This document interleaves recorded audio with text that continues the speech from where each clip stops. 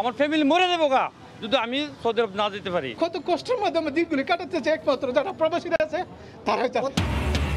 Saudi প্রবাসীদের token ticket জটিলতা চরমে, ভোগান্তির নতুন নাম করোনা সনদ। ধৈর্য ধরতে বললেন পররাষ্ট্রমন্ত্রী। রাতে ছেড়ে গেল সৌদি এয়ারলাইন্সের দ্বিতীয় ফ্লাইট। দেশ স্থিতিশীল থাকুক, একটি গোষ্ঠী তা চায় না। মানুষের আস্থায় আওয়ামী লীগ সরকারের ভিত্তি, বললেন প্রধানমন্ত্রী।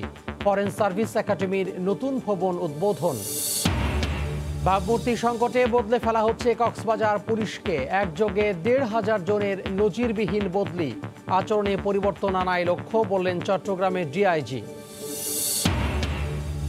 বাংলাদেশে গরু পাচারে সহায়তা করে বিপুল সম্পদের মালিক ভারতের বিএসএফ কর্মকর্তারা। বিস্মিত সিবিআই, বিচার না হওয়ায় বাড়ছে প্রবণতা, বলছেন ঢাকার বিশ্লেষকরা। এবং রাজনৈতিক আশ্রয় নেয়াদের বিষয়ে কঠোর হচ্ছে ব্রিটেন। আবেদন বাতিল হলে ২১ দিনের মধ্যে ছাড়তে হবে দেশ, শঙ্কায় বাংলাদেশিরাও।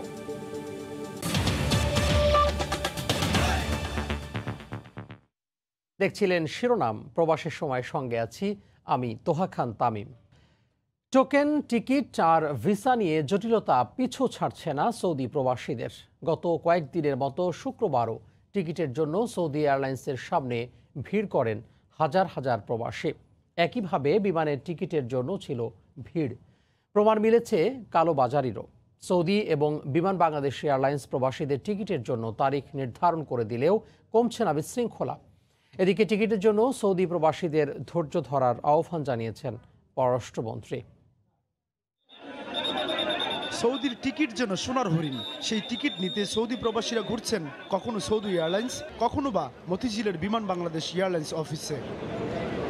সামনের গেটে যখন টিকিট প্রত্যাশীদের দীর্ঘ লাইন, তখন অবৈধভাবে পেছনের গেট দিয়ে টাকার বিনিময়ে বিমান অফিসে লোক প্রবেশ করাচ্ছে কিছু দালাল চক্র। সেই চিত্র ধরা পড়ে সময় সংবাদের ক্যামেরায়। টিকিট পাওয়ার জন্য পেছন দিয়ে আসছেন কেন? এখানে আছে দেখতে আনসার আছে, তারা ঢুকতে পারতেছি না। ওদের উপরে যে লেভেলের লোক আছে ওই লোকগুলো দিয়া এখান থেকে টাকা খায়া এবং পয়সা খায়া ২ নম্বর ভাবে ব্যাক সাইডের লোকগুলো ঢুকাই দিচ্ছে। বিমান বাংলাদেশ এয়ারলাইন্স ১৮ থেকে ২০ মার্চে রিটার্ন টিকিটধারীদের টিকিট নিতে আসতে বললেও অনেকে এসেছেন টিকিটের আশায়। বাংলাদেশ বিমানের আমাদের রিটার্ন টিকিট কাটা আছে, এখন আমি আসছি যাতে করে আমাদের ৩০ তারিখ ভিতরে ফ্লাইটটা ওকে করে দেয়। শুনতেছি শুধু রিয়াদ এবং জেদ্দা লোকেরা দিতেছে, দামামের লোকেরা টিকিট দিতেছে না। সৌদি এয়ারলাইন্স থেকে দ্বিতীয় দিনের ৩৫০ টোকেনধারীর টিকিট দেওয়া হয়েছে। শনিবার দেওয়ার কথা রয়েছে ৮৫১ থেকে ১২০০ টোকেনধারীর টিকিট। যদিও এর বাইরে বহু প্রবাসী ভিড় করছেন অফিসের সামনে। তথ্য কেন্দ্র থাকবে যে আমার এই যে ভিসার মেয়াদ ৩০ তারিখ শেষ হয়ে যাচ্ছে, আমি কি যেতে পারবো না যেতে পারবো, ভালো মন্দ আমার ফ্যামিলি মরে যাবো গা যদি আমি সৌদি আরব না যেতে পারি। টোকনের ভিতরে ডেট দিয়ে দিবে, আপনারা এত তারিখতে আসেন, তাহলে মানুষের ভিড় কমে যাবে। মার্চ মাসে যারা ফ্লাইটটা বদ্ধ করছে তাদের সিরিয়ালটা আগে দিতে হবে। আসে দেখি যে এটা ভিন্ন ধরনের চিত্র, বুঝছেন? মানুষ না খাই না দিয়ে এখানে বসে রয়েছে, এখানে কোনো বাথরুম নাই, কিছু নাই। এদিকে সৌদি আরব যাওয়ার ক্ষেত্রে করোনা পরীক্ষা বাধ্যতামূলক করায় প্রবাসীদের ভিড় বেড়েছে রাজধানীর মহাখালীতে ডিএনসিসি করোনা স্যাম্পল কালেকশন সেন্টারে। এখানেও নানা রকম ভোগান্তিতে পড়তে হচ্ছে সৌদি গমন ইচ্ছুকদের। কাগজপত্র ভেরিফিকেশন করবে, তারপরে টাকা জমা দেব, তারপরে আমাদের করোনা পরীক্ষা হবে। এখন আমরা কবে রিপোর্ট পাবো এটা আমরা বলতে পারি না। কালকে ফ্লাইট, আজকে করোনা টেস্ট, রিপোর্ট পাবো, এরপরে শুনলাম মনে করেন। এক্ষেত্রে ধৈর্য ধরার অনুরোধ জানিয়েছেন মন্ত্রী। যাদের ওখানে চাকরি করেছেন, ফিরে আসেছেন, আবার চাকরি আছে, ওরা অবশ্যই যেতে পারবে ইনশাল্লাহ। ৬ মাস ধরে বন্ধ, তখন তো অনেকেরই আগে চলে গেছে, তারপরে এখন হইচই কেন? হইচই কোনো কারণ নেই, ব্যবস্থা হচ্ছে। এটা একটা ডিসিপ্লিন ওয়েতে হবে। আগে ৬ মাস আগে কি ছিল, এখন তো অনেক সুবিধা হয়েছে, এর মধ্যে আবার হইচই করতেছে। সৌদি এয়ারলাইন্স আগামী রোববার থেকে নতুন করে টোকেন দেওয়ার কথা জানিয়েছে। একই সঙ্গে যাদের ভিসা এবং আকামার মেয়াদ ৩০ সেপ্টেম্বর শেষ হচ্ছে, তাদের ভিসার মেয়াদ বাড়াতে ২৭ সেপ্টেম্বর সৌদি দূতাবাসে যোগাযোগ করতে বলা হয়েছে। সাদাত রহমতুল্লাহ, সময় সংবাদ, ঢাকা। এদিকে প্রায় ৩০০ প্রবাসীকে নিয়ে সৌদি আরবের রিয়াদের উদ্দেশ্যে ঢাকা ছেড়েছে সৌদি এয়ারলাইন্সের দ্বিতীয় ফ্লাইট। শুক্রবার রাতে হজরত শাহজালাল আন্তর্জাতিক বিমানবন্দর হতে সৌদির উদ্দেশ্যে যাত্রা করে ফ্লাইটটি। সৌদি আরব থেকে ছুটিতে আসার পর করোনার কারণে ফ্লাইট বন্ধ হয়ে যাওয়ায় বাংলাদেশে আটকা পড়েন কয়েক হাজার সৌদি প্রবাসী। তবে আন্তর্জাতিক ফ্লাইট চালু করার পর বাংলাদেশিদের সৌদি আরবে কর্মস্থলে ফেরার সুযোগ সৃষ্টি হয়। কিন্তু ভিসার মেয়াদ, ফ্লাইট সংকট থাকায় কিছুটা জটিলতায় পড়তে হচ্ছে প্রবাসীদের। এর আগে গত ২৩ সেপ্টেম্বর ২৫২ জন যাত্রী নিয়ে সৌদি এয়ারলাইন্সের প্রথম ফ্লাইট ঢাকা ছেড়েছে। বহুত কষ্টে এখন যারা করোনা যেখানে আসছে বাংলাদেশ আসার পর যারা আটকে আছে বহুত কষ্টের বিনিময়ে এখন যারা যাইতেছে 5-6 দিন আমি মসজিদ করে লিছি পড়া তার পরে টিকিট হয়েছে। এদিকে 1 অক্টোবর থেকে ঢাকা সিঙ্গাপুর ঢাকা রুটে ফ্লাইট পরিচালনা করবে বিমান বাংলাদেশ এয়ারলাইন্স। শুক্রবার সন্ধ্যায় এক সংবাদ বিজ্ঞপ্তিতে একথা জানায় বিমান। বিজ্ঞপ্তিতে জানানো হয় প্রতি বৃহস্পতিবার সিঙ্গাপুরের উদ্দেশ্যে ছেড়ে যাবে ফ্লাইট। বিমান বাংলাদেশ এয়ারলাইন্সের মোবাইল অ্যাপ ও ওয়েবসাইট থেকেও কেনা যাবে টিকিট। এর পাশাপাশি টিকিট পাওয়া যাবে ট্রাভেল এজেন্ট ও বিমানের বিক্রয় কাউন্টার থেকেও। এর আগে চলতি বছর 4 জুলাই করোনা ভাইরাস পরিস্থিতির কারণে স্থগিত করা হয় সিঙ্গাপুরের সঙ্গে বিমানের ফ্লাইট। সৌদি আরবে অবস্থানরত 54,000 রোহিঙ্গাকে বৈধতা দেয়া হলে বিশ্বের বিভিন্ন দেশে অবস্থানরত রোহিঙ্গাদেরও বৈধতা দিতে হবে এমন আশঙ্কার কথা জানিয়ে শক্ত অবস্থান নেওয়ার পরামর্শ বিশ্লেষকদের। কৌশলী পররাষ্ট্রনীতির মাধ্যমে সমস্যার সমাধানের পরামর্শ সচেতন মহলের। এদিকে কোনো রোহিঙ্গাকেই বাংলাদেশি পাসপোর্ট দেয়া হবে না বলে সাফ জানিয়ে দিয়েছেন পাসপোর্ট অধিদপ্তরের মহাপরিচালক। কক্সবাজার থেকে সুজাউদ্দিন রুবেলের পাঠানো তথ্য ছবি নিয়ে রিপোর্ট। 1978 থেকে 2019 সাল পর্যন্ত পালিয়ে বাংলাদেশে আশ্রয় নিয়েছে 11 লাখের বেশি রোহিঙ্গা। শুধু বাংলাদেশ নয়, পাকিস্তান, ভারত, মালয়েশিয়া, সৌদি আরব, দুবাই, থাইল্যান্ড, ইন্দোনেশিয়া সহ নানা দেশে অবস্থান করছে আরও 9 লাখের মতো রোহিঙ্গা। কিন্তু হঠাৎ করেই সৌদি আরবে অবস্থানরত 54,000 রোহিঙ্গাকে বাংলাদেশি পাসপোর্ট দিতে চাপ দিচ্ছে দেশটি। এটি অনৈতিক ও নিন্দনীয় বলে মনে করছেন সচেতন মহল। রোহিঙ্গাদেরকে নিয়ে বাংলাদেশ সরকার এমনিতেই চাপের মুখে আছে। রোহিঙ্গাদের যে বাংলাদেশের পাসপোর্ট দেওয়ার জন্য সৌদি আরব যে চাপ দিচ্ছে সেটা অনৈতিক। আমরা মনে করি সে অধিকার সৌদি আরবের নেই। আমরা মনে করি রোহিঙ্গাদের কোনো অবস্থায় বাংলাদেশে পাসপোর্ট দেওয়া যাবে না। সচেতন মহলের অভিযোগ, রোহিঙ্গা ইস্যুতে বিভিন্ন দেশ ও সংস্থা বাংলাদেশের উপর অন্যায়ভাবে চাপ সৃষ্টির চেষ্টা চালাচ্ছে। সরকারের নতজানু পররাষ্ট্রনীতির কারণে বিশ্বের বিভিন্ন মুরল দেশগুলো আমাদের উপর এই অন্যায় চাপ সৃষ্টি করার প্রয়াস পাচ্ছে। আর ইমিগ্রেশন ও পাসপোর্ট অধিদপ্তরের মহাপরিচালক জানালেন, কোনো রোহিঙ্গাকেই বাংলাদেশি পাসপোর্ট দেয়া হবে না। 17 আগে 2017 আগে যারা বিভিন্ন জায়গায় আসছিল তারা বাংলাদেশের বিভিন্ন জায়গায় যদি লুকায়িতভাবে পাসপোর্ট করে ফেলেও তখন তো আমরা পারতেছিলাম। যদি পাসপোর্ট না করে থাকে নতুন আবেদন করে আমরা তো দুইটা কাজ করি, এটা সাক্ষাৎকার। আমরা আগের নির্দেশনায় আমরা কোনো রোহিঙ্গা যদি চিহ্নিত হয় তাকে পাসপোর্ট দিব না। সৌদি আরবে অবস্থানরত 54,000 রোহিঙ্গার বিষয়টি নিয়ে 27 সেপ্টেম্বর জরুরি বৈঠকে বসবেন দুদেশের পররাষ্ট্রমন্ত্রী। সময় সংবাদ, কক্সবাজার। অবসরপ্রাপ্ত সেনা কর্মকর্তা মেজর সিনহা হত্যার পর ইমেজ পুনরুদ্ধারের পাশাপাশি শৃঙ্খলা ফেরাতে কক্সবাজার জেলায় কর্মরত পুলিশ সুপার থেকে শুরু করে কনস্টেবল পর্যন্ত 1507 সদস্যকে একযোগে বদলি করা হয়েছে। একক কোনো জেলার সব সদস্যকে এ ধরনের বদলি দেশের ইতিহাসে নজিরবিহীন। মাঠ পর্যায়ে পুলিশ সদস্যদের আচরণে পরিবর্তন আনতে এই আদেশ বলে জানিয়েছেন ডিআইজি। বিস্তারিত কমলদের রিপোর্টে। পুলিশ সদর দপ্তর থেকে জারি করা বদলি আদেশগুলো গত দুদিন ধরে একে একে পৌঁছে চট্টগ্রাম রেঞ্জ ডিআইজি কার্যালয়ের পাশাপাশি কক্সবাজার জেলা পুলিশ সুপার কার্যালয়ে। প্রথমে শুধু পুলিশ সুপার এবিএম মাসুদ হোসেনকে রাজশাহী বদলি করা হলো, তার পরদিন 7 জন অতিরিক্ত এবং সহকারী পুলিশ সুপারকে বদলি করা হয়। তৃতীয় দফায় পরিবর্তন করা হয় 8 থানার অফিসার ইনচার্জ সহ 61 জন ইন্সপেক্টরকে।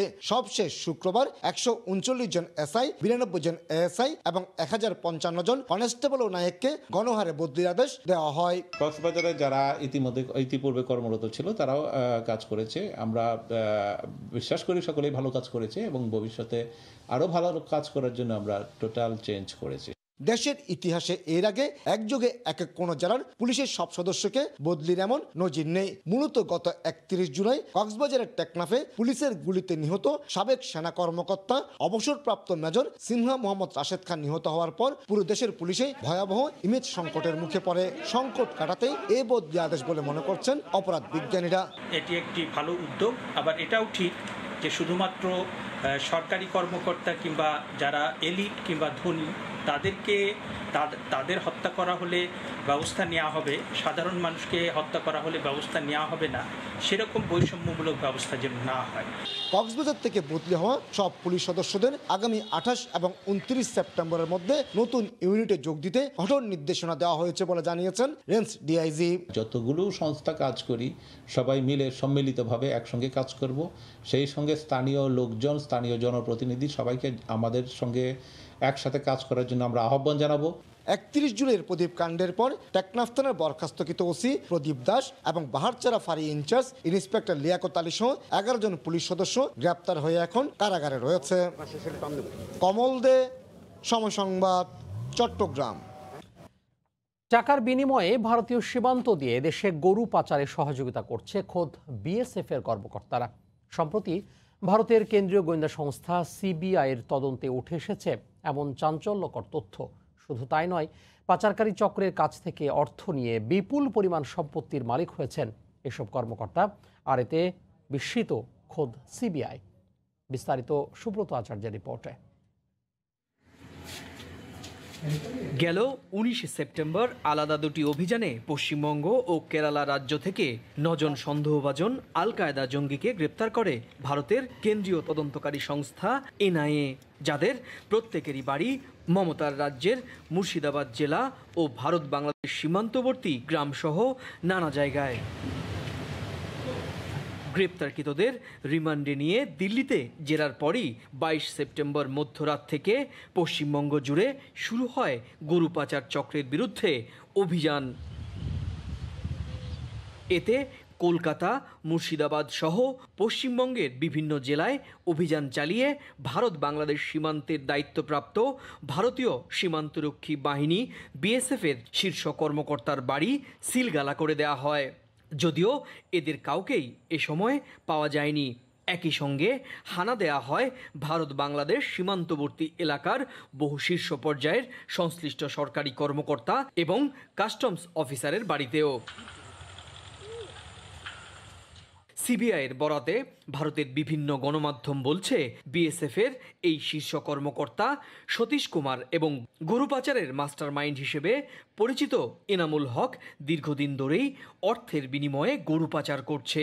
অভিযানে তাদের বাড়ি থেকে বিপুল পরিমাণ সোনা এবং নগদ অর্থ উদ্ধারের পাশাপাশি তাদের ব্যাংক অ্যাকাউন্ট থেকেও মিলেছে কোটি কোটি টাকার তথ্য। এদিকে বাংলাদেশের নিরাপত্তা বিশ্লেষকরা বলছেন, সিবিআই তদন্তের মধ্য দিয়ে অভিযুক্ত বিএসএফ কর্মকর্তাদের বিচার নিশ্চিত হলে গরু পাচার বন্ধের পাশাপাশি কমবে সীমান্ত হত্যাও। সিবিআই তারা একটা অত্যন্ত প্রফেশনাল অর্গানাইজেশন সেন্ট্রাল গভর্নমেন্টের, এবং আমি মনে করি তারা যখন এটা শুরু করেছে, এখানে ধরা পড়ছে, তারা নাম দিচ্ছে, তারা তাদের সম্পদ খুঁজে বের করছে, এখান থেকে বেরিয়ে আসা সহজ হবে না। প্রতিটি হত্যাকাণ্ডে আজ পর্যন্ত কোনো বিচার হয়নি। গোলাগুলি হয় কখন? যখন উভয় পক্ষের মধ্যে একটা সমঝোতার অভাব ঘটে, তখনই এই গোলাগুলি হয়। ভারতীয় গোয়েন্দা সূত্র বলছে, মূলত এই সিন্ডিকেটই ভারতের জঙ্গি তৎপরতায় মদদ দিয়ে আসছিল। সুব্রত আচার্য, সময় সংবাদ, পশ্চিমবঙ্গ, ভারত।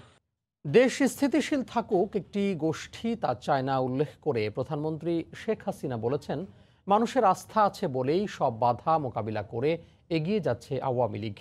শুক্রবার সকালে গণভবন থেকে ভিডিও কনফারেন্সিংয়ের মাধ্যমে জাতির জনক বঙ্গবন্ধু শেখ মুজিবুর রহমানের জাতিসংঘে প্রথম বাংলা ভাষণ দেওয়ার দিনকে স্মরণে আয়োজিত সভায় যোগ দিয়ে কথা বলেন তিনি। দেশকে এগিয়ে নেয়াই সরকারের মূল লক্ষ্য উল্লেখ করে সরকার প্রধান আরও বলেন, করোনা মহামারীর কারণে দেশে যেন খাদ্য সংকট না হয় সে লক্ষ্যে উৎপাদন বাড়ানোরও চেষ্টা করছে সরকার। জাতির পিতার স্মৃতি বিজড়িত সুগন্ধা এখন কূটনীতিবিদ তৈরির একাডেমি। রমনার ছায়া ঘেরায় আঙিনায় এমন দিনে ফরেন সার্ভিস একাডেমির নতুন ভবনের উদ্বোধন, যেদিন জাতিসংঘের সাধারণ অধিবেশনে একজন শ্রেষ্ঠ বাঙালির বাংলায় ভাষণ অবাক আর উন্মুখ হয়ে শুনেছিল বাকি বিশ্ব। দুর্যোগ এড়াতে হলে অবিলম্বে ঐক্যবদ্ধ প্রচেষ্টা দরকার। গণভবন থেকে ভিডিও কনফারেন্সে বর্ণাঢ্য হয়ে আয়োজনে যোগ দেন প্রধানমন্ত্রী। একাডেমির জন্য নির্মিত নতুন ভবনের উদ্বোধন করে তিনি বলেন, আজও সমানভাবে প্রাসঙ্গিক 46 বছর আগে জাতিসংঘে দেয়া জাতির পিতার সে ভাষণ। যে কথাগুলি তিনি বলে গিয়েছিলেন, আমরা কিন্তু এখনো আন্তর্জাতিকভাবে সেই ইস্যুগুলি নিয়েই কিন্তু কাজ করছি। প্রধানমন্ত্রী বলেন, 75-এর মতো দেশকে অস্থিতিশীল করার ষড়যন্ত্র এখনো চলছে। মানুষের আস্থা আছে বলেই তা মোকাবেলা সম্ভব হচ্ছে, যোগ করেন তিনি। এই অস্থিতিশীল পরিবেশ সৃষ্টি করবার প্রচেষ্টা যখন চালায়, তখন আমরা দেখি যে অগ্নিসংযোগ করে জীবন্ত মানুষকে হত্যা করা অথবা মানুষকে খুন করা, নানা ধরনের ঘটনা ঘটানো। আমাদেরকে সব অবস্থায় মোকাবেলা করতে হয়, কিন্তু আমরা সেটা করতে সক্ষম হয়েছে একটাই কারণে, জনগণের আস্থা বিশ্বাস আমরা অর্জন করতে পেরেছি। করোনা মহামারীর প্রভাবে যাতে কোনো খাদ্য সংকট না হয় সেদিকে লক্ষ্য রেখে সরকার খাদ্য উৎপাদন বাড়ানোর চেষ্টা করে যাচ্ছে জানান প্রধানমন্ত্রী শেখ হাসিনা। খাদ্য নিশ্চয়তা আমরা আজহার লিমন, সময় সংবাদ, ঢাকা। স্বাস্থ্য অধিদপ্তরের হিসেবে করোনায় বৃহস্পতিবার দুপুর থেকে শুক্রবার দুপুর পর্যন্ত আরও 21 জনের মৃত্যু হয়েছে। নতুন শনাক্ত হয়েছেন 1383 জন। এ নিয়ে দেশে মোট আক্রান্ত 3,56,767 জন।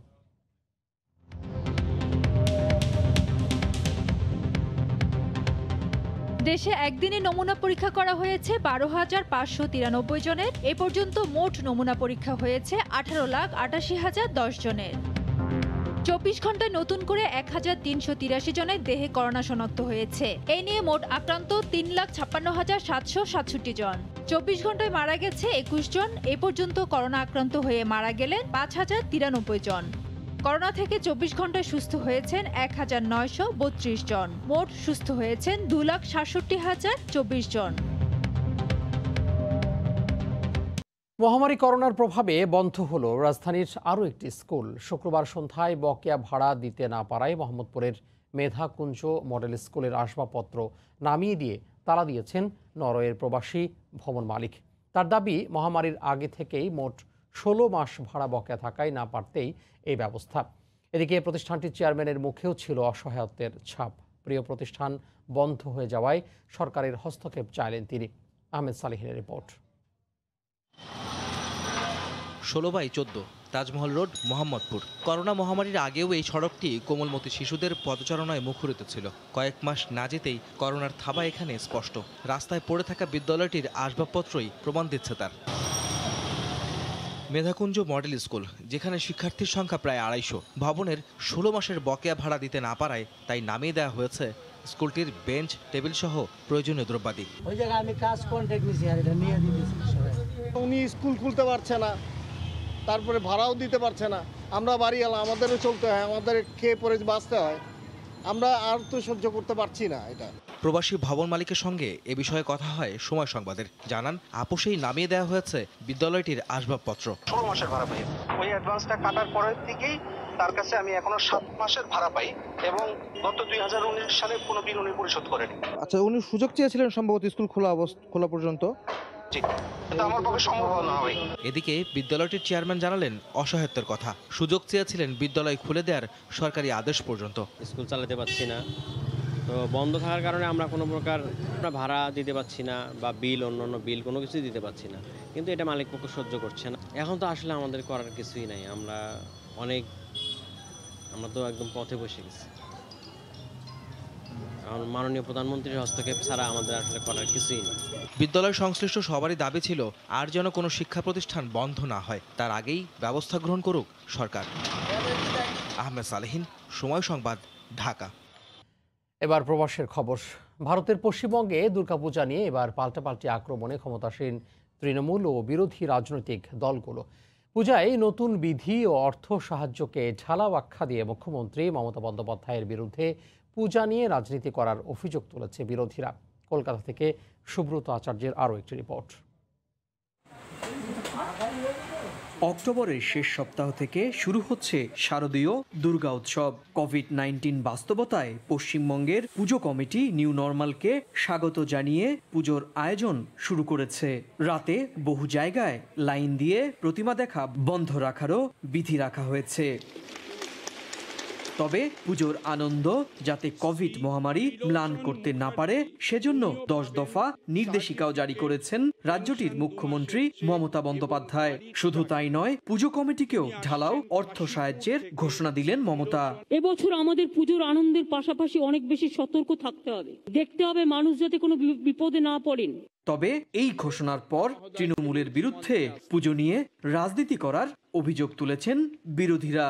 সবটাই নির্বাচনকে মাথায় রেখে রাজ্যের মুখ্যমন্ত্রী পুজোকে নিয়ে রাজনীতি করছে। 2011 সালে মমতা বন্দ্যোপাধ্যায় মুখ্যমন্ত্রী হওয়ার পর থেকেই রাজ্যের সংখ্যালঘুদের উন্নয়নের ক্ষেত্রে ইতিবাচক পদক্ষেপ নিয়েছেন। বিশেষ করে ইমামদের মাসিক ভাতা এর মধ্যে অন্যতম। সেই ভাতা নিয়ে বিজেপি দীর্ঘদিন ধরে মমতাকে খোঁচা দিয়ে আসছিল, কিন্তু সম্প্রতি বিজেপির সেই অস্ত্রকে ভোতা করে ইমামদের পাশাপাশি পুরোহিতদেরও ভাতা চালু করেন। এবার দুর্গাপুজোর আয়োজকদের 50,000 টাকা করে অনুদান দেওয়ার পর বিজেপির হাতে আর তেমন কোনো অস্ত্রই থাকলো না বলে মনে করছেন রাজনৈতিক মহল। সুব্রত আচার্য, সময় সংবাদ, পশ্চিমবঙ্গ, ভারত। আশ্রয়প্রার্থী বা অ্যাসাইলাম আবেদনকারীদের প্রতি কঠোর হচ্ছে ব্রিটেন। যাদের আবেদন প্রত্যাখ্যাত হয়েছে 21 দিনের ভেতর তাদের ব্রিটেন ছাড়তে হতে পারে। এ অবস্থায় বাংলাদেশ সহ বিভিন্ন দেশ থেকে আসা আশ্রয়প্রার্থী হাজারো আবেদনকারী শঙ্কায় রয়েছেন। লন্ডন থেকে শোয়েব কবিরের রিপোর্ট। একদিকে করোনার সঙ্গে সম্মুখ যুদ্ধে ব্রিটিশ সরকার, অন্যদিকে অর্থনৈতিক মন্দা গ্রাস করতে যাচ্ছে পুরো ব্রিটেনকে। এর মধ্যেই ব্রিটেনে অবস্থানরত হাজার হাজার আশ্রয়প্রার্থী আবেদনকারীকে নিজ দেশে ফেরত পাঠানোর উদ্যোগ নিচ্ছে সরকার। অনেকের কেস রিফিউজ হওয়ার পরে বছরের পর বছর আপনার পড়ে থাকেন এবং সরকার সেই খরচগুলো দিতে বাধ্য থাকে। এই সাপোর্ট থেকে যদি সরানো যায় তাহলে সরকারের একটা বিশাল অঙ্ক বেঁচে যাবে। ইতিমধ্যে বেড়েছে আশ্রয়ের এই আবেদন প্রত্যাখ্যাত হওয়ার হার। নিজ দেশে নিরাপদ নয় বলেই ব্রিটেনে আশ্রয় প্রার্থনা করছেন এসব আবেদনকারীরা। আর শেষমেশ তাদেরকেই নোটিশ দিয়ে পাঠিয়ে দেওয়া হলে সেটি অমানবিক বলে মনে করছেন তারা। আমি মনে করি এই লাখ লাখ মানুষের কথাটা গভর্নমেন্ট আরেকবার চিন্তা করে দেখবে কিভাবে কি করা যায়, তাদের নিশ্চয়তা, তাদের সেফটি অ্যান্ড অল দিস। ব্রিটেনে বাংলাদেশি আশ্রয় প্রার্থীদের মাঝে রাজনৈতিক কারণ দেখিয়ে আবেদন করার প্রবণতা বেশি, যার কারণে তারা বাংলাদেশকে নিজের বসবাসের জন্য ঝুঁকিপূর্ণ বলে উপস্থাপন করছেন। ব্রিটেনে আশ্রয় প্রার্থনা করে বঞ্চিত হয়েছেন এমন হাজারো অভিবাসীকে বের করে দেওয়ার মহাপরিকল্পনা নিয়েছে ব্রিটিশ সরকার। দেশটি থেকে বের করে দিতে মাত্র 21 দিনের নোটিশ দেওয়া হতে পারে তাদের। বিষয়টি নিয়ে বেশ উদ্বেগ উৎকণ্ঠার মধ্যে সময় কাটাচ্ছেন এমন হাজারো অভিবাসী। শোয়েব কবির, সময় সংবাদ, লন্ডন। ফ্রান্সের প্যারিসে রোমো ম্যাগাজিন শার্লি এবদোর আগের অফিসের কাছে ছুরি হামলায় 2 জন সাংবাদিক আহত হয়েছেন। শুক্রবারের এ ঘটনায় সন্দেহভাজন 2 হামলাকারীকে আটক করেছে পুলিশ। এ ঘটনায় স্থানীয়দের পাশাপাশি উদ্বিগ্ন প্রবাসী বাংলাদেশিরা। প্যারিস থেকে বিস্তারিত জানিয়েছেন লুৎফর রহমান বাবু। স্থানীয় সময় সকালে প্যারিস 11 এলাকায় অবস্থিত রোমো ম্যাগাজিন শার্লি এবদোর আগের অফিসের কাছে ছুরিকাঘাতের হামলার ঘটনা ঘটে। ঘটনাস্থল থেকে উদ্ধার করা হয়েছে একটি ছুরি। হামলার পরপরই পুরো এলাকা ঘিরে রাখে আইনশৃঙ্খলা রক্ষাকারী বাহিনী। এ সময় ওই এলাকায় অবস্থিত সকল শিক্ষা প্রতিষ্ঠান লকডাউন করে দেওয়া হয়। জনসাধারণের প্রবেশ বন্ধ করে দেওয়া হয় ওই এলাকাটিতে। 2015 সালে শার্লি এবদো অফিসে হামলায় পত্রিকাটির কার্টুন সহ 12 জন নিহত হন। আর সেই হামলায় 14 জনকে অভিযুক্ত করে মামলাটি বর্তমানে বিচারাধীন রয়েছে। ছুরিকাঘাতের এই হামলার ঘটনায় সাধারণ মানুষের মনের মধ্যে কাজ করছে নানা ভয়, শঙ্কা আর উদ্বেগ। এইরকম ঘটনা যখনই ঘটে তখনই আমাদের মধ্যে আতঙ্ক এটা হবেই। আমাদের কমিউনিটিতে যেন কেউ ভয়ভীতি না পান, এটার জন্য আমরা সবাই সচেষ্ট থাকবো। আইনশৃঙ্খলা বাহিনীকে আমি অনুরোধ করব যাতে আমাদের এই ন্যাক্কারজনক ঘটনা যাতে আর প্যারিসে না ঘটে, এই যে আমাদের শান্ত প্যারিসটা যাতে অশান্ত না হয়। নতুন করে এই হামলার ঘটনায় উদ্বেগ, উৎকণ্ঠা আর শঙ্কায় সাধারণ মানুষজন। তবে তাদের প্রত্যাশা আইনশৃঙ্খলা রক্ষাকারী বাহিনী সঠিক তদন্তের মাধ্যমে খুব দ্রুত এই ঘটনায় অভিযুক্তদের গ্রেপ্তারে সক্ষম হবে। মামুনুল হোসেন বাবু, সময় সংবাদ, প্যারিস। ইতালির ভ্যাকসিন মানবদেহে আনুষ্ঠানিকভাবে পরীক্ষা শুরু হয়েছে। এখন পর্যন্ত কোনো পার্শ্ব প্রতিক্রিয়া পাওয়া যায়নি। এর মধ্যেই রাজধানী রোমে আক্রান্তের সংখ্যা বেড়ে যাওয়ায় মিনি লকডাউনের চিন্তাভাবনা করছে সরকার। রোম থেকে জুমানা মাহমুদের রিপোর্ট। মার্চ এপ্রিলে ইতালি জুড়ে করোনা ভাইরাস ভয়াবহ রূপ নিলে মৃত্যুর মিছিলে লাশ দাফনের জায়গা ছিল না তখনও রাজধানী রোমে আক্রান্তের সংখ্যা ছিল সীমিত। তবে দ্বিতীয় তরঙ্গে করোনার হানায় রাজধানী রোমে প্রতিদিনই আক্রান্তের সংখ্যা বাড়ছে। করোনা সংক্রমণের কারণে অনেক স্কুলের ক্লাস স্থগিত করা হয়েছে। কোয়ারেন্টিনে রাখা হয়েছে ওইসব ক্লাসের ছাত্রছাত্রী এবং শিক্ষক শিক্ষিকাদের।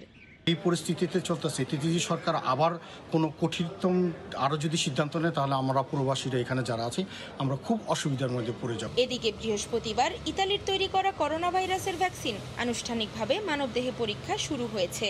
দেশটির স্বাস্থ্যমন্ত্রী স্পেরান্সা জানিয়েছেন, এই ভ্যাকসিন প্রথমেই ডাক্তার এবং অপেক্ষাকৃত দুর্বলদের দেয়া হবে।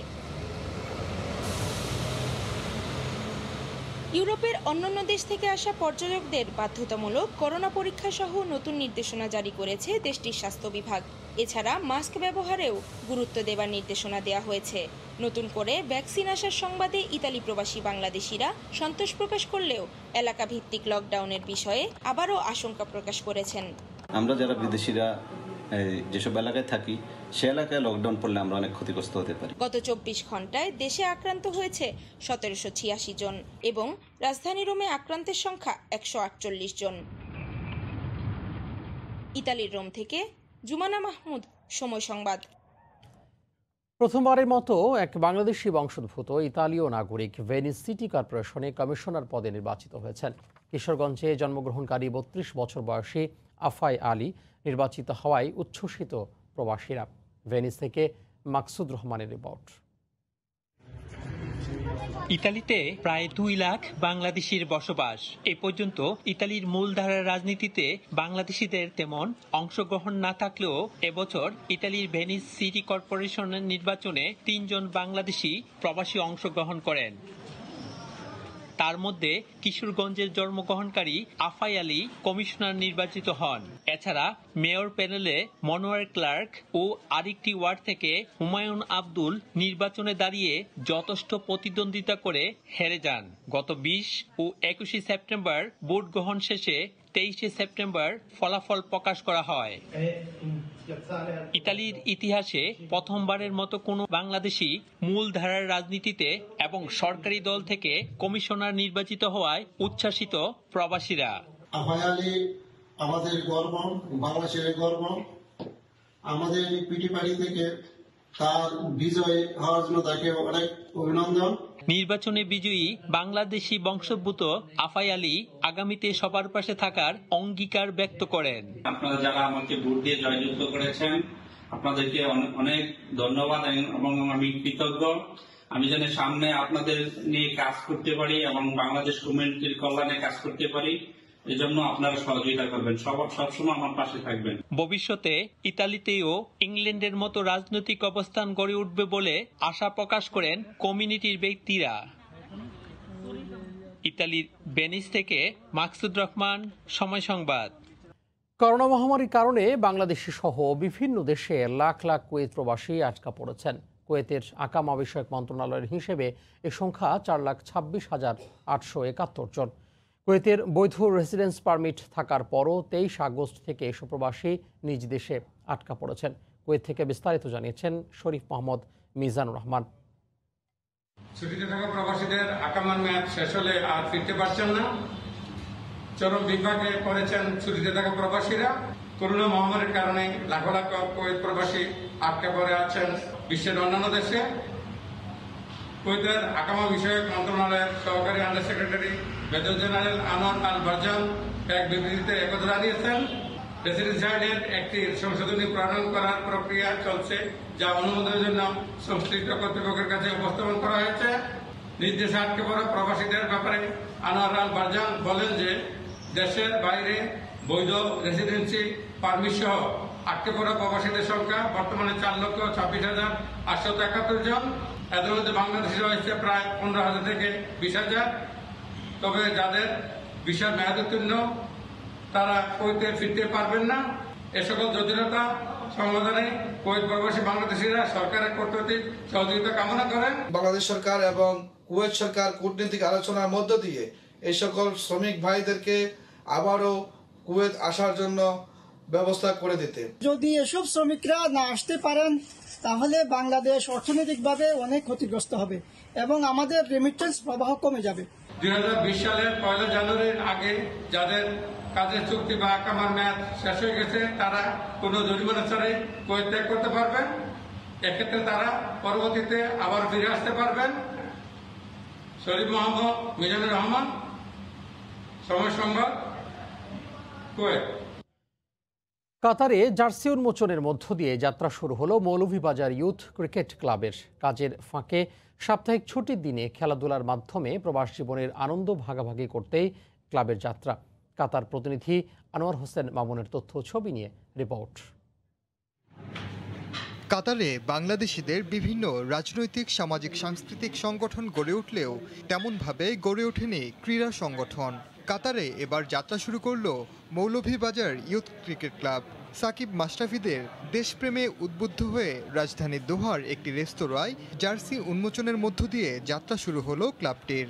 প্রবাসের মাটিতে এই করোনা মহামারীর পরও আমরা যে আজকে ক্রিকেট টিম খেলাধুলার আয়োজন অনুষ্ঠান করেছে, আপনারা সবাই আমাদের জন্য দোয়া করবেন যাতে আমরা যেন এই প্রতি সপ্তাহে একবার ছুটির দিনেও যে আমাদের শরীর চর্চা হয়, আমরা চেষ্টা করে যাচ্ছি আমাদের বাংলাদেশের খেলা যেভাবে আগে নিয়ে যায়। ক্রীড়া অঙ্গনের ভালোবাসাকে তারা যেভাবে আঁকড়ে ধরে রেখেছিল বা দেশে প্রবাসেও তারা চেষ্টা করে যাচ্ছে, তাতে আমরা মনে করি আমরা যতটুকু পারি আমরা তাদেরকে উৎসাহ দেব, আমরা তাদেরকে সহযোগিতা করব, সহযোগিতার হাত বাড়িয়ে দেব। কর্মব্যস্ততার মাঝে সাপ্তাহিক ছুটির দিনে খেলাধুলার মাধ্যমে আনন্দ ভাগাভাগি করতে চান ক্লাব সংশ্লিষ্টরা। যাতে আমরা আরো সুন্দরভাবে খেলাধুলা করতাম পারি, সবের সাথে মিলেমিশে থাকতাম পারি, চলাফেরা করতাম পারি, এটাই আমাদের উদ্দেশ্য। আর ভবিষ্যতে ক্লাবটাতে আরো বড় করিয়া নেওয়া, আরো সবাই সাথে একত্রিতভাবে এগিয়ে যাওয়া, এটাই আমাদের উদ্দেশ্য। আমরা উদ্যোগ নিয়েছি যাতে আমরা সপ্তাহে একদিন এখানে এই ক্লাবের মাধ্যমে আমরা আরও কিছু প্রবাসী ভাইদেরকে নিয়ে আমাদের জেলার মৌলভীবাজার জেলার, বৃহত্তর জেলার যারাই আছেন সবাইকে নিয়ে আমরা যাতে একটা সুন্দর এবং সুস্থভাবে এটা পরিচালনা করে যেতে পারি। খেলাধুলার পাশাপাশি এই ক্রিকেট সংগঠনের প্রবাসী তরুণরা বিপদে আপদে প্রবাসীদের পাশে দাঁড়ানোরও কথা বলেন। সময় সংবাদ, কাতার। চতুর্থ দফায় বন্যার আঘাতে আবারও বিপর্যস্ত কুড়িগ্রামের ৩ উপজেলার অর্ধশতাধিক গ্রাম। পানিবন্দী ২,০০০ পরিবারের ১০,০০০ মানুষ। অনেকে ঘরবাড়ি সরিয়ে নেয়ার চেষ্টা করছেন। ভাঙন ঠেকাতে জিও ব্যাগ ফেলা হচ্ছে বলে জানায় পানি উন্নয়ন বোর্ড। বিপদ যেন পিছু ছাড়ছে না উত্তরের জেলা কুড়িগ্রামের জনপদে। গেল ৩ মাস ধরেই বসবাস বন্যার পানির সাথে। হঠাৎ করেই শুক্রবার সকাল থেকেই চতুর্থ দফায় বেড়েছে বন্যার পানি। প্রবাহিত হচ্ছে বিপদসীমার ৪৫ সেন্টিমিটার উপর দিয়ে। ফলে ধল্লা অববাহিকার ৩ উপজেলার অর্ধশতাধিক গ্রাম তলিয়ে গেছে। অনেকেই বাড়িঘর ভেঙে সরিয়ে নিচ্ছেন অন্যত্র। আমার বাড়ি 3 মাস থেকে তলায় আছে, পানি আসে যায়, আজকে হিসাবে পানি উঠছে। আবার এই পানি আইলো বাড়ি, হ্যাঁ আসিয়া এখন যে বাড়িঘর দূর ডুবে গেলাম, যে এখন কি করবো আমরা। বাড়িঘর দূর তলাইছে, আবাদ কৃষিও তলাইছে, এখন চিন্তাত পড়ে গেছি, এখন কি করি খামো। নদীগুলোতে আরো 2-3 দিন পানি বাড়তে পারে বলে জানান পানি উন্নয়ন বোর্ড। পানিটা হয়তো 2-1 দিন পরে এটা কমা শুরু করবে, তখন বন্যা পরিস্থিতি উন্নতি হবে। বন্যা নিয়ন্ত্রণ বাঁধ, অন্যান্য স্থাপনা, এগুলোতে আমরা সার্বক্ষণিক তদারকি করছি এবং পাশাপাশি জিও ব্যাগ এবং অন্যান্য মাল সামগ্রীর সিনথেটিক ব্যাগ এগুলো ডাম্পিং করে আমরা এই অবকাঠামোগুলো রক্ষার চেষ্টা করছি। গত 23 ঘন্টায় ধরলার ফেরিঘাট পয়েন্টে 40 সেন্টিমিটার, তিস্তার কাউনিয়া এবং ব্রহ্মপুত্রের চিলমারি পয়েন্টে 13 সেন্টিমিটার ও নুনখাওয়া পয়েন্টে পানি বেড়েছে 4 সেন্টিমিটার। সময় সংবাদ, কুড়িগ্রাম। বৃষ্টির কারণে নষ্ট হওয়ায় দিনাজপুরের সব ধরনের সবজির দাম বেড়েছে প্রতি কেজিতে 15 থেকে 20 টাকা। ক্রেতাদের সবজি কিনতে হচ্ছে বেশি দামে। আর আড়তদাররা বলছেন চাহিদার চেয়ে সরবরাহ কমায় দাম বেড়েছে। গোলাম নবী দুলারের তথ্য ও মঞ্জিদ আলম শিমুলের ছবি নিয়ে ডেস্ক রিপোর্ট। গত কয়েকদিনে দিনাজপুরের পাইকারি ও খুচরা বাজারে সব ধরনের সবজির দাম বেড়েছে 15 থেকে 20 টাকা। কোনো কোনো সবজির দাম 30 টাকা পর্যন্ত বেড়েছে। কাঁচামরিচ বিক্রি হচ্ছে 240 টাকা কেজি। শাক প্রতি আটিতে 10 থেকে 15 টাকা আর লাউ কুমড়া প্রতি পিস 20 টাকা পর্যন্ত বেড়েছে। ব্যবসায়ীরা বলছেন বৃষ্টির কারণে সবজির ক্ষতি হওয়ায় ফলন কমেছে, তাতে দাম বেড়েছে দ্বিগুণ। মালের আমদানি কমে গেছে, প্রচুর চাহিদা, আমদানি কম, সবজির দামটাও বেশি। সব সবজি মনে করেন ক্ষেত নষ্ট হয়ে গেছে, এই বৃষ্টি, এত বৃষ্টি। খুচরা ব্যবসায়ীরা বলছেন দাম বেশির কারণে ক্রেতারা কিনছেন কম। আগে যে কাঁচামরিচ ছিল 15 থেকে 20 টাকা কেজি, সেই কাঁচামরিচ এখন 220 টাকা আজকে কেজি বর্তমানে। প্রতিটা সবজির দাম বেশি। সব রকম সবজির দাম বেড়ে যাওয়ায় বাজারে এসে বিপাকে পড়েছেন ক্রেতারা। আর চেয়ে দেখা যাচ্ছে ব্যয় বেশি।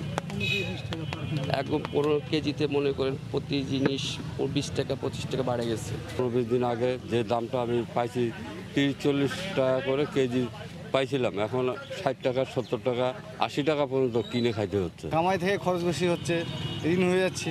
কৃষি কর্মকর্তা বলছেন সবজির ক্ষেতগুলো ডুবে যাওয়ায় ক্ষতিগ্রস্ত হয়েছে কৃষক। এই রবি ফসলের যে আগাম সবজি যারা করে তারা কিন্তু এই সেপ্টেম্বর মাসকে ঘিরেই তারা সবজি করে, সেটাও ক্ষতিগ্রস্ত হচ্ছে। এই জন্যেই কিন্তু বাজারে দেখা যাচ্ছে যে সবজির বাজারটা অনেকটাই আগের তুলনায় একটু চড়া। জেলায় এবার 13,500 হেক্টর জমিতে সবজি আবাদ হয়েছে। সময় সংবাদ, দিনাজপুর। একসময়ের সাদামাটা বাড়িটি মাটি থেকে ছাদ পর্যন্ত হয়ে উঠেছে রঙিন, তবে রং বদলে নয় বরং ধারণা পাল্টে। পরিত্যক্ত জায়গা এখন অর্থ উপার্জন, বিনোদন আর উদ্যোক্তা তৈরির আঁতুড়ঘর। চৌবাচ্চায় রঙিন মাছ, বাড়ি আর ছাদ জুড়ে সবুজের সমারোহ। তাই রংপুর নগরীর মৃদুলের বাড়িটি এখন মাছের বাড়ি হিসেবে পরিচিত। রংপুর নগরীর ভিন্ন রকম এ বাড়ির গল্প জানাচ্ছেন হেদায়েতুল ইসলাম বাবু, ক্যামেরা ছিলেন তরিকুল ইসলাম।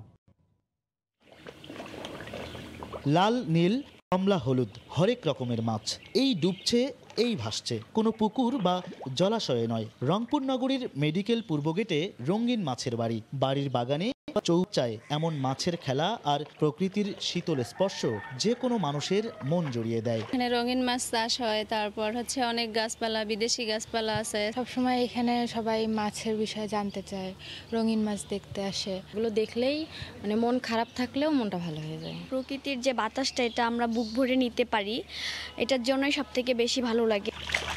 Albania shark, white shark, blue gourami, golden gourami, chiclet butter. শৌখিন মাছ চাষিরা অ্যাকুরিয়ামের জন্য একসময় পুরোপুরি বিদেশ নির্ভর ছিল শখের মাছের জন্য। নিজে চাষ করার পাশাপাশি রংপুর সহ সারা দেশে হাজারো উদ্যোক্তার মাধ্যমে এ ধরনের মাছের চাহিদা পূরণ হচ্ছে, এমনটাই দাবি উদ্যোক্তা মৃদুল রহমানের। 5000 উদ্যোক্তাকে দিয়ে আমি অলরেডি 2 বছরের ভিতরে আপনারা দেখবেন 40% ইম্পোর্ট হ্রাস করতে পেরেছি। 2 বছরের ভিতরে 100% ইম্পোর্ট বন্ধ করে ফেলবো। বাড়ির ছাদে উঠলে চোখ যেন ছানা বড়া। ড্রাগন তো আছেই, 115 জাতের বিদেশি আম, ডালিম, পেয়ারা, সবজি, ফুল, কি নেই। ইচ্ছা করলেই যে অনেক কিছু করা সম্ভব, এটা আমার স্বামী উনি দেখিয়ে দিয়েছেন দেশকে। 2012 সালে পৈতৃক সূত্রে পাওয়া 62 শতক জমিতে গড়ে তোলেন বাড়িটি। মাত্র 30টি মাছ দিয়ে শুরু হলেও তার ঝুলিতে এখন অন্তত 70,000 রঙিন মাছ। হেদায়েতুল ইসলাম বাবু, সময় সংবাদ, রংপুর।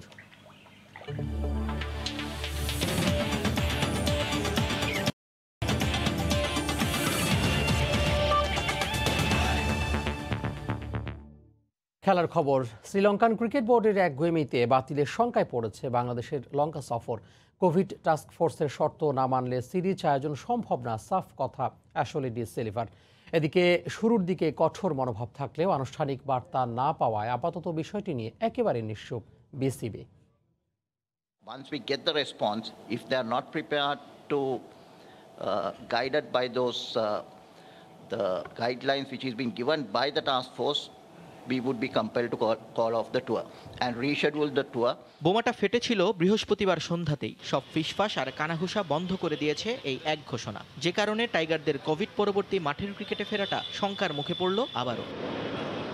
কথা ছিল তৃতীয়বারের মতো আজ করোনা টেস্টের মুখোমুখি হবেন ক্যাম্পে থাকা বাংলাদেশের ক্রিকেটাররা। এরপর 72 ঘন্টার মধ্যে উড়াল দেবেন লঙ্কা ভূমির উদ্দেশ্যে। কিন্তু সব পরিকল্পনা ভেস্তে যেতে বসেছে লঙ্কান বোর্ডের একগুঁয়েমিতে। এটা দিয়ে কোনো অবস্থাতেই আমরা মনে করি কোনো টেস্ট চ্যাম্পিয়নশিপ খেলা সম্ভব না। সিরিজ নিয়ে আলোচনার শুরুতেই বিসিবির পক্ষ থেকে টাস্ক ফোর্সের দেয়া শর্তগুলো মানা সম্ভব নয় বলে জানিয়ে দেওয়ার পরও নিজেদের সিদ্ধান্ত বদলাতে অপারগতা প্রকাশ করল এসএলসি। উল্টো শর্ত না মানলে সিরিজ আয়োজন করা সম্ভব নয় বলে হুঁশিয়ারি দিল তারা।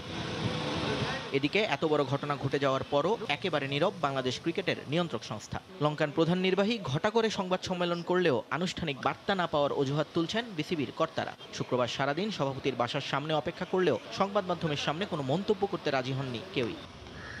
সিদ্ধান্ত যা নেয়ার তা নিয়ে ফেলেছে শ্রীলঙ্কা। অপেক্ষা এখন বাংলাদেশের জন্য। কোয়ারেন্টিন নামের বন্দিত্ব না ঘরোয়া ক্রিকেট, কোন পথে হাঁটবে বিসিবি? নিয়ন মোহাইমিন, সময় সংবাদ, ঢাকা। এ পর্যায়ে শীর্ষ সংবাদগুলো জানিয়ে দেব আরও একবার। আমার ফ্যামিলি মরে দেবো গা যদি আমি সৌদি আরব না যেতে পারি। কত কষ্টের মাধ্যমে দিনগুলি কাটাতেছে একমাত্র যারা প্রবাসীরা আছে তারাই। সৌদি প্রবাসীদের টোকেন টিকিট জটিলতা চরমে, ভোগান্তির নতুন নাম করোনা সনদ। ধৈর্য ধরতে বললেন পররাষ্ট্রমন্ত্রী। রাতে ছেড়ে গেল সৌদি এয়ারলাইন্সের দ্বিতীয় ফ্লাইট। দেশ স্থিতিশীল থাকুক, একটি গোষ্ঠী তা চায় না। মানুষের আস্থাই আওয়ামী লীগ সরকারের ভিত্তি, বললেন প্রধানমন্ত্রী। ফরেন সার্ভিস একাডেমির নতুন ভবন উদ্বোধন। ভাবমূর্তি সংকটে বদলে ফেলা হচ্ছে কক্সবাজার পুলিশকে। একযোগে ১৫০০ জনের নজিরবিহীন বদলি। আচরণে পরিবর্তন আনাই লক্ষ্য, বললেন চট্টগ্রামের ডিআইজি।